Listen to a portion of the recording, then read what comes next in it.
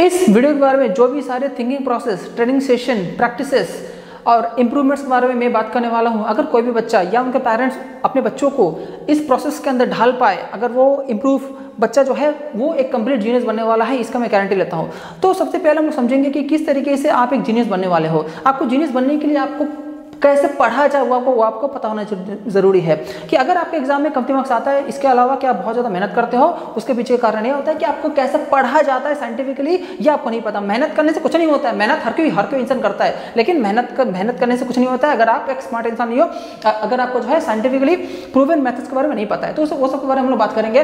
Then आप किस तरीके से जो है अपने बैड हैबिट्स को अपने लाइफ से हटा सकते हो और गुड हैबिट्स को अपने लाइफ में अडॉप्ट कर सकते हो, क्योंकि जब तक आपके अंदर बैड हैबिट्स रहेगा तब तक आपका अच्छा कुछ हो ही नहीं सकता, आपका भला हो ही नहीं सकता है। देन हम लोग समझेंगे कि आप किस तरीके से अपना फोकस को इंप्रूव कर सकते हो। देखिए, ध्यान लगाने सबको बोलता है जब आप पढ़ने बैठते हो भाई ध्यान लगाओ, मन लगाओ, लेकिन ध्यान कैसे लगाते हैं, साइंटिफिकली प्रूवन टेक्निक्स क्या है हम लोग सब चीज को आज इस वीडियो के अंदर समझेंगे। तो सबसे पहले हम लोग समझेंगे कि किस तरीके से जो आपको पढ़ाई करना चाहिए, साइंटिफिकली प्रूवन टेक्निक क्या क्या है।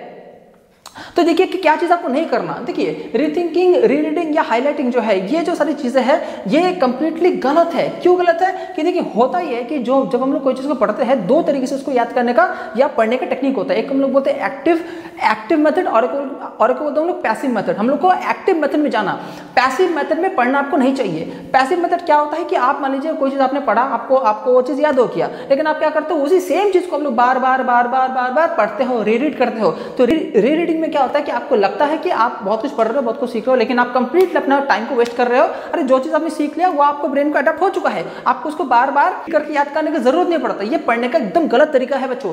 तो आपको क्या करना चाहिए, आपको करना क्या है, इसको हम लोग बोलते हैं कि एक्टिव मेथड हम लोग यूज करना है। तो एक्टिव रिकॉल या एक्टिव मेथड जो होता है, इसमें हम लोग क्या करते हैं, हम लोग सेल्फ टेस्टिंग मेथड यूज करते हैं। यानी कि पैसिव मेथड का यूज ना करके, एक चीज को बार बार रीड ना करके, आपको क्या करना है कि आपको क्विज आपको जो है सेल्फ टेस्ट लेना है। टेस्ट की मदद से अलग, जैसे कि मैंने आपको बोला है कि बहुत अलग अलग टाइप के टेस्ट होते हैं, तो इन सारे अलग अलग टाइप के टेस्ट को लेके या सेल्फ क्विजिंग मेथड में या सेल्फ टेस्टिंग मेथड में करके जो है आपको कोई भी चीज को रिवाइज करना चाहिए, ना कि एक ही चीज को जो आपने ऑलरेडी पढ़ लिया, ऑलरेडी अपने रट्टा मान लिया, उसको बार बार रिवाइज करने से ये वेस्ट ऑफ टाइम होता है। इससे आपका कोई भी स्किल्स का इंप्रूवमेंट नहीं होगा। इसके अलावा कि किस तरीके से आप कोई भी चीज को रिवाइज करते हो, ये देखो, इसको हम लोग क्या बोलते हैं, स्पेसिंग मेथड। मान लीजिए कि आज आपका क्लास हुआ है, आज जो भी आपने सीखा है इमीडिएटली शाम को जाकर आपको उसको पढ़ना है।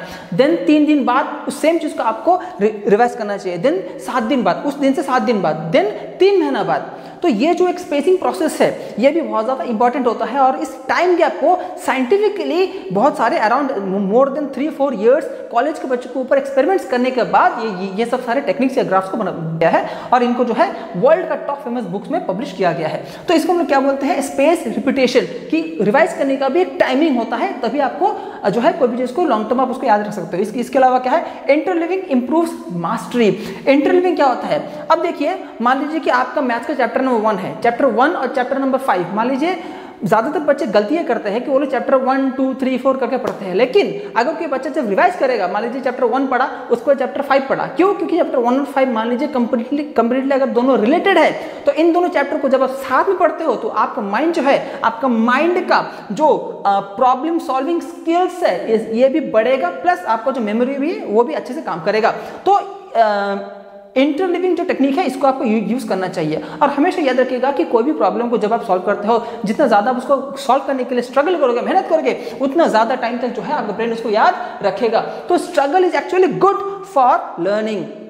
तो ये जो सारे मेथड्स है इसको हम क्या बोलते हैं, tools of mind. For example, elaborate learning जो होता है ये बेस्ट जबरदस्त चीज है। एलाबोरेट लर्निंग मतलब ये होता है कि जब भी आप कोई नया स्किल्स को सीखते हो, आप हमेशा कोशिश करना है कि जो इस तरीके का या इस टाइप का जो स्किल्स है उसके ऊपर आप उसको रिलेट करके पढ़ो। फॉर एग्जाम्पल कि जब आपको कोई नया मैथ्स अगर सिखाया जाता है, तो आपके माइंड में आप उसके टाइप का जो उससे रिलेटेड जो सारे टॉपिक्स या सेशंस आपको पता है, उसके साथ इससे रिलेट करके आप उसको समझो। हमेशा याद रखिएगा कि जितना आप रिलेशन में कोई चीज को समझोगे, या जिसको जो है आप अपने डेली लाइफ के साथ रिलेट करके कोई भी चीज को अगर समझते हो, आपको समझने में और एक्चुअल कॉन्सेप्ट को इंडिया समझने में आपको वो हेल्प करेगा, प्लस आपको लॉन्ग टर्म याद रखने में भी हेल्प करेगा। देन क्या आपको क्या, टेस्टिंग। जैसे मैंने आपको ऑलरेडी बोला है कि जितना ज्यादा आप टेस्टिंग प्रोसेस को यूज करके कोई भी चीज को रिवाइज करने के लिए, वो आपके लिए अच्छा होता है। उसके बाद मान लीजिए कि कोई भी टॉपिक है जो आपके क्लास में कल पढ़ाया जाने वाला है, आपको उसके बारे में कुछ भी नहीं पता, लेकिन फिर भी कल जो टॉपिक पढ़ाया जाने वाला है, अगर आप आज ही शाम को जाके घर में उसके बारे में थोड़ा सा भी पढ़ते हो, थोड़ा सा रिसर्च करते हो, वो बेस्ट तरीका है। तो कल जो क्लास होने वाला है उसके बारे में आज ही मुझे हल्का फुल्का रिसर्च करके जाना चाहिए। उससे क्या होता है, आपका ब्रेन जो है उसको समझने में ईजी रखता है उसको, इसके अलावा आपको वो जो है लॉन्ग टर्म तक याद भी रहेगा। तो ये जो सारे कुछ टेक्निक्स है,